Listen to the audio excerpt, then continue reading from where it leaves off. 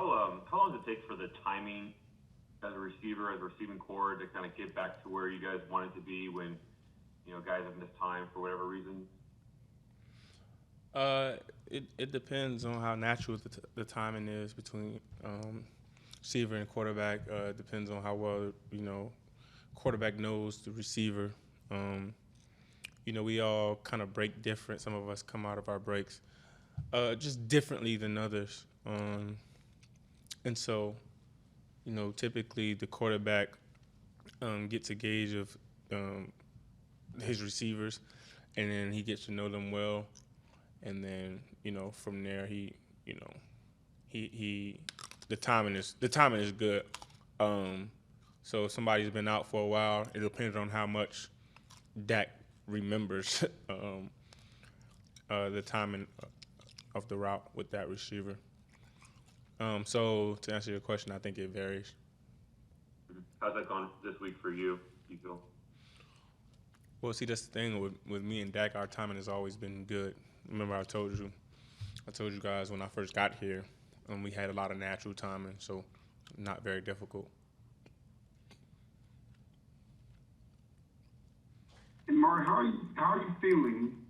Number one, and are you completely through done with COVID? No cough or no nothing like that at all? Has that affected your conditioning going forward? Are you 100% to go? Yeah, I'm feeling good. Not having any symptoms. So yeah, I'm completely over it. Can you just go back to us in your thought process of why you decided not to get vaccinated and your thoughts on, Jerry Jones made a couple comments, while you were out about the importance of being vaccinated and how you led to that being the best for a team and a team player. I don't know if you guys have shared any conversations about that at all.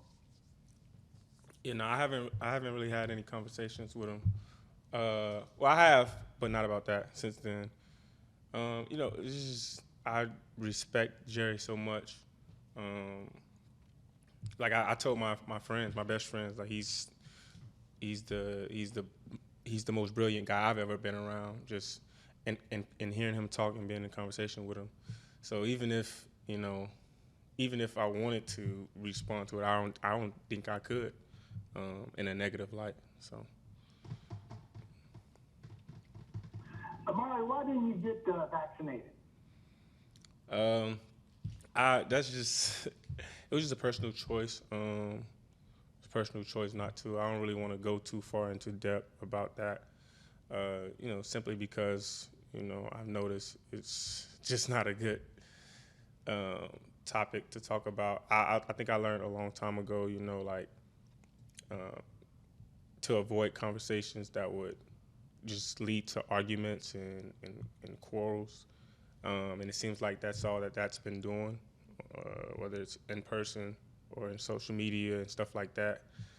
So I just avoided talking about it altogether. That's understandable. That's understandable. But from a public health standpoint, wouldn't you think when you get vaccinated, because my starting quarterback got vaccinated, the team owner thinks guys on our team should be vaccinated because if you do test positive, you might lose some games in terms of your availability.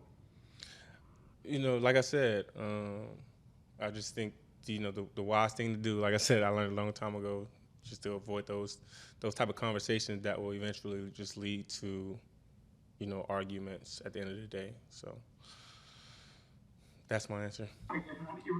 How do you respond to people who say that you let down the team or that it wasn't, a team thing to not get vaccinated? Yeah, I mean, when I got back and even while I was sick, all my teammates were, texting me and, asking me how I feel and stuff like that. They were very supportive of the decision. And I'm just thankful for them for that. Were you a little surprised at how they used you when you came back? Because it looked like they didn't give you a lot of snaps, especially early in the game and that kind of thing.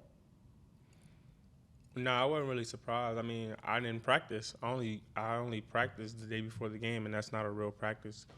So I talked to Jerry after the game, Well, he came up to me, and I think he was just concerned, not really with my conditioning, but with me having injuries before I had to sit out.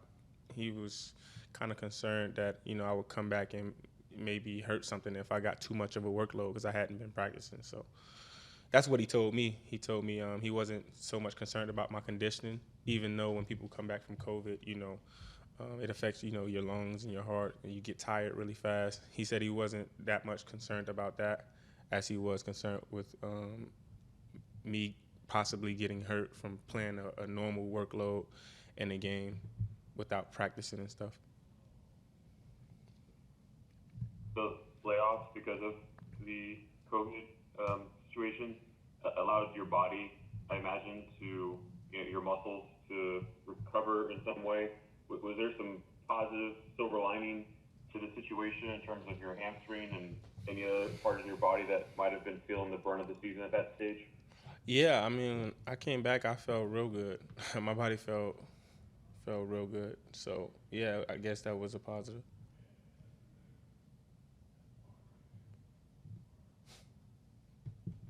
Amari, what have you seen from Trevon Diggs this year, whether it be on the field during games or just behind the scenes in practice? Say it again, I'm sorry. What was your takeaway? What have you seen? Just kind of your thoughts on the season Trevon Diggs has had, just from what you've seen him do on the field during games and also behind the scenes during practices. Oh, yeah. I mean, he's having a tremendous season. Obviously, the ball production is there. I told everybody who would listen, even last year when he didn't have 9 interceptions, that, he was going to be a really good corner in this league. Just because I go against him and I can feel, like, even if I win on the rep, I can feel him there. I can feel his competitiveness. And then there's not many corners in the league who have ball skills to begin with, to be honest. But to have that elite of ball skills is, is pretty amazing to watch. So, he's a great player.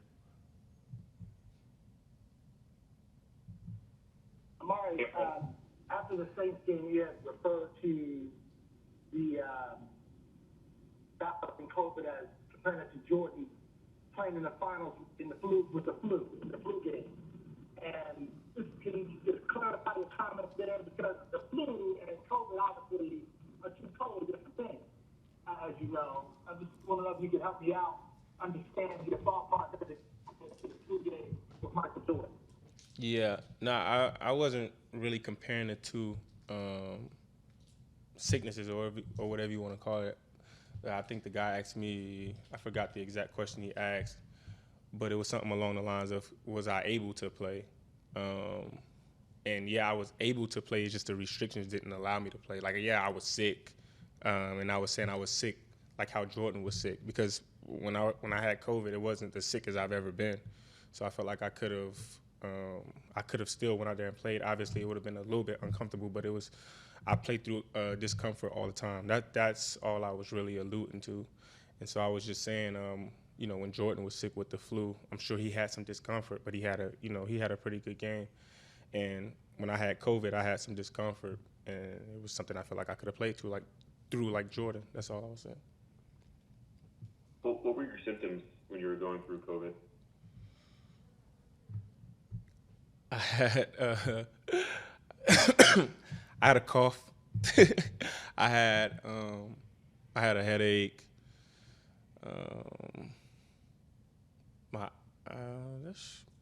That's pretty much it. Did you lose your taste or smell or anything like that? Oh yeah, I lost my smell. Yeah. I want to ask this, but I don't want to belabor it, because I think you've made yourself clear in terms of what you're comfortable talking about, and you don't want to stoke anything as it relates to the conversation surrounding vaccines. And so, without stepping over that line, you're such a thoughtful guy who does a lot of reading and research and learning. I was curious, what was if you're comfortable talking about it, your process like when making that decision of whether or not to get vaccinated? Did you consult your doctor, or did you read different things, or what was your process like to making a decision that you feel comfortable with? That's what I was alluding to earlier. Like, I don't want to be the impetus of that of another COVID conversation leading to, just a lot of back and forth. I don't really care to be that guy. So that's why I'm answering you the way I'm answering you. Okay, understand that. Thank you. Amari, how do y'all, there's the so-called blueprint that even Mike McCarthy has acknowledged that teams have pressed your receivers since the Denver game, and other teams have copied it. What's the issue with your receiver core not getting off press cover, not getting separation, and how do you beat that now? That's different than how they were playing you early in the season, and what's going to be the key going forward? Yeah, I mean, this is actually a topic I do want to talk about, but no, yeah. So when we played the Broncos, like I said before, it was just one of those situations. Like CD had literally just hurt his ankle in practice, like on a Thursday, and he decided to play through it because he's a tough kid, I had just re-hurt my hamstring. We're the starting two receivers, so of course if we're going up against NFL DVs and we're really banged up, but we decide to play, of course it's not going to look like our best football. And just the other games that I don't even remember. What was the other game that you were referring to where teams pressed us? Kansas City, New Orleans, Kansas City. Yeah, so exactly. Yeah, so all those games, like us three weren't even on the field with each other at the same time. How we're going to be on Sunday, and we invited. We feel good. We're coming off of a long break, a relatively long break, and we're all healthy. And we as receivers, you want to go against press coverage. Like that's what you want to see. So I mean, if they decide to do that, that's on them. But we're excited. I think in those previous games you're referring to, there were extenuating circumstances. Not to make any excuses, but there really really was, and so we'll be very happy to face press coverage. How many releases do you need in your bag as a receiver to be, you think, very effective against press man coverage? It depends on who's pressing you, and it depends on how often you're going to see them in the game. Like if they're following, like if a guy is following me around or following CD around, that means we're probably going to see the same guy all game because the same guy's going to be on me. That means the other guy's going to be on CD or MG. Like they're going to see the same guy. So you'll need more in your bag just because you don't want to hit them with the same releases all the time. Because guys in this league are smart. It's not high school or anything where you can just fool somebody twice with the same move. So yeah, you'll need a repertoire for sure, but we have that. So. Last one, guys. What kind of details this practice week have you guys been stressing in terms of the time clock or just separation on the perimeter? What are some of the main things that you guys have been kind of hammering, be it as a receiver core or as a passing offense, to kind of get the rhythm and timing of the operation back intact? Yeah, that's the most important thing in a pass game when it comes to the receiver and the quarterback. Just the rhythm and timing. Like everything has to be on point. He has to know where you're going to be. You have to be in the right spot. So yeah, that's it. That's why we practice so much. That's why we do so many walkthroughs that you guys don't see. Like we're just trying to get the timing down, the communication down, everything right. So when we go out there on Sunday, obviously we're gonna have a real competition in front of us, but we just prepare. We just